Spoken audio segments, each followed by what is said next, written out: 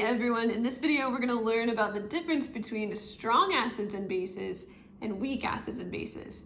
And these are actually specific definitions. So there is a specific scientific definition of what is strong in terms of acids and bases and what is weak. So we say that strong acids and bases are substances that completely dissociate, which means break apart into ions,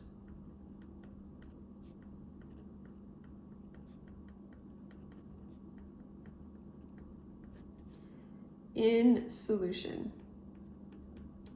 And that's going to give them a lower pH because they're going to have more hydrogen ion. Well, it's going to give them a lower pH for acids and a higher pH for bases. I should clarify that.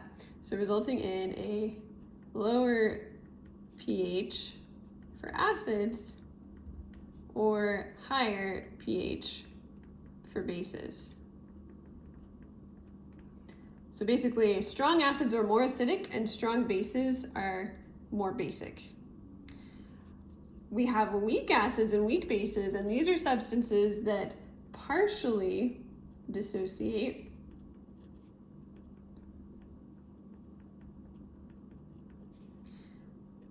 which again means break apart into ions.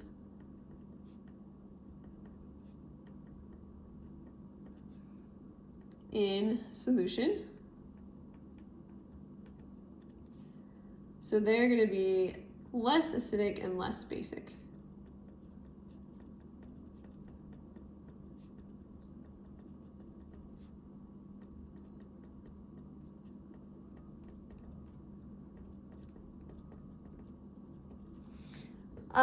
There are some common strong acids and strong bases that it's good to be aware of. So you'll notice some patterns here. But the common strong acids that people talk about are HCl, hydrochloric acid, HBr, hydrobromic acid, HI, which is hydroiodic acid. It's a fun name. Then we have HNO3, which is nitric acid. You maybe have heard of that. H2SO4, which is sulfuric acid. And HClO4, which is perchloric acid. So some of these you probably haven't heard of, but you've definitely probably heard of hydrochloric acid, nitric acid, and sulfuric acid. So those are all strong acids. They all break apart completely. Our strong bases are sodium hydroxide, lithium hydroxide, potassium hydroxide, calcium hydroxide, barium hydroxide, and strontium hydroxide. So a bunch of hydroxides. Let me just show you a couple patterns though. So for our acids, most of the halogens with hydrogen, so Cl, Br, and I, make strong acids. Fluorine doesn't, but these three do. And then we have a couple of these polyatomic ions that also make for strong acids. Our bases are hydroxide with a couple of alkali metals or some alkaline earth metals. So let's now make some models of strong acids and bases and weak acids and bases.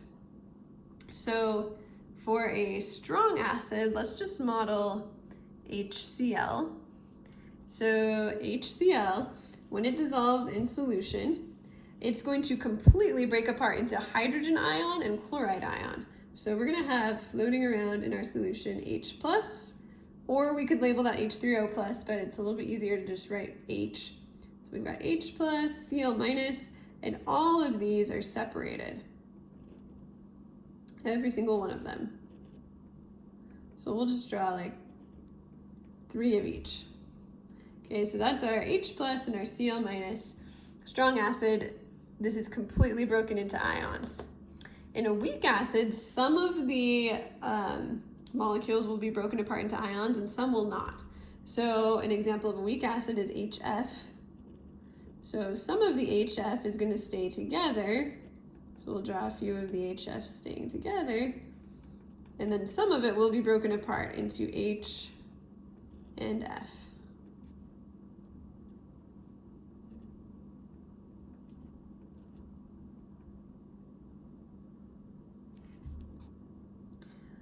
Okay.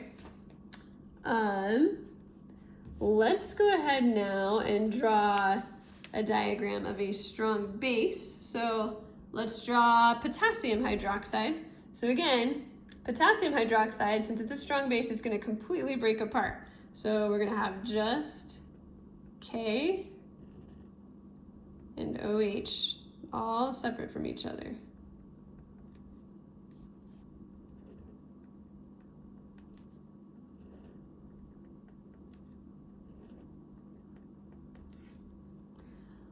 But if we have a weak base, we're going to have some of the compounds together and some separated. So let's say we've got magnesium hydroxide, so MgOH, some of that sticking together, and then some of it has ionized. Now I'm drawing these as if they were molecules. They're actually lattice network crystal structures, because these are ionic compounds. So what I'm drawing isn't completely accurate, but you get the idea. A weak base is not completely dissociated. So you just needed to be able to explain and model the difference between strong acids and bases and weak acids and bases. So hopefully you can understand those definitions and recognize the models of the strong and the weak versions of each.